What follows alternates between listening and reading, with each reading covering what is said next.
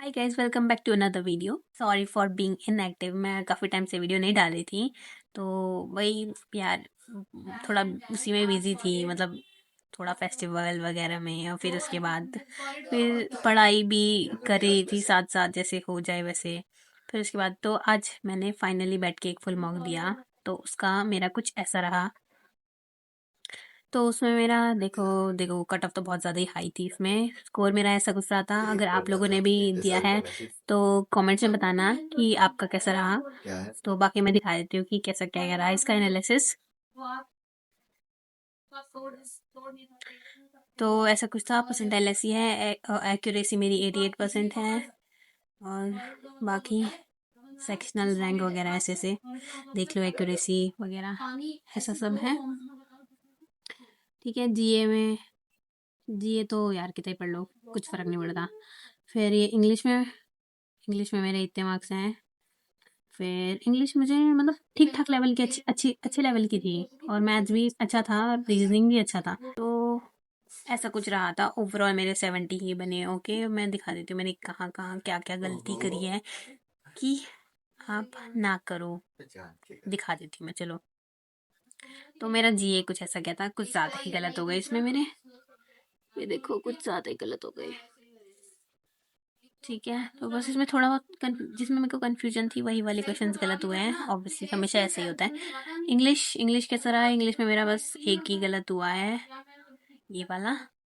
और उसमें इसमें भी मैंने थोड़ा सा ढंग से रीड नहीं किया था, तो वैसे गलत हो गया। क्वांट में मेरा एक ही गलत हुआ है, बाकी सारे सही हैं। और रीजनिंग में मेरे 2 गलत हुए हैं। रीजनिंग में और भी हो सकते थे यार, बट अच्छे लेवल की थी, मतलब टाइम लग रहा था। तो मेरी एक लास्ट में पजल बन गई थी, वो तो थैंक गॉड मैंने सही पजल उठाई, और वो बन गई एंड टाइम पे। मैंने ये वाली अनसर्टेन वाली उठाई थी, और ये बन गई थी। और इसके मैंने चारों के चारों क्वेश्चन कर लिए थे। That is it. तो ऐसा कुछ रहा था। आपने दिया है तो आप भी अपना स्कोर शेयर करना। तो यहाँ से मेरा रफ वर्क स्टार्ट होता है। ऐसा कुछ है मैथ्स का। मैंने ये सारी इनइक्वालिटी इनइक्वालिटी कह रही हूँ, हाँ इनइक्वालिटी इधर थी। और इधर क्या कहते हैं, रॉन्ग नंबर सीरीज वगैरह, इधर नंबर सिस्टम के कुछ क्वेश्चन सॉल्व करे थे। और इधर थोड़ा 1 1 मार्क के। फिर थोड़ा इधर ये नंबर सिस्टम के ही हैं ऐसे। एक डीआई सॉल्व करी थी मैंने, ये सीपीएसपी वाली लाइन वाली डीआई। फिर इसके बाद यहाँ से रीजनिंग स्टार्ट हो जाता है। तो रीजनिंग का कैसा रहा था? रीजनिंग में पहले मैंने ब्लड सॉल्व करी थी। ब्लड सॉल्व हो गया था, एक एक रह गया था शायद, एक या शायद मैंने छोड़ ही दिया था, पता नहीं, अब याद नहीं आ रहा। और ये पजल भाई, इसको मैंने बना लिया था, और मेरी बन गई भी थी, लेकिन गलत बनी थी। जो मैं कर रही थी तो मेरे आंसर ही नहीं मैच हो रहे, तो मैंने इसे दोबारा बनाया। इसमें मैंने 5 मिनट में ये बन गई थी, लेकिन गलत बनी थी। लेकिन फिर मैंने 3 या 4 मिनट और लगा के दोबारा बनाया। और ऑब्वियसली और भी अटेम्प्ट हो जाता, लेकिन बस वही है, इसके चक्कर में हो गया था। फिर बाकी ऐसे थे, एक एक नंबर वाले सॉल्व कराइए।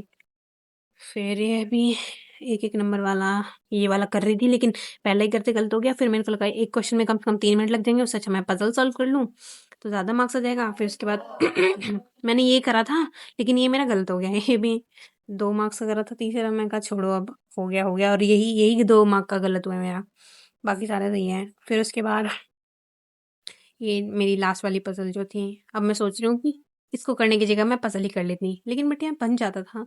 मैं अभी तक दिए जो भी सेक्शन वगैरह में, तो सही हो जाता था, लेकिन आज वही है, हो जाता है कभी कभी गलत। ओके। बाकी एक नंबर वाला क्वेश्चन था।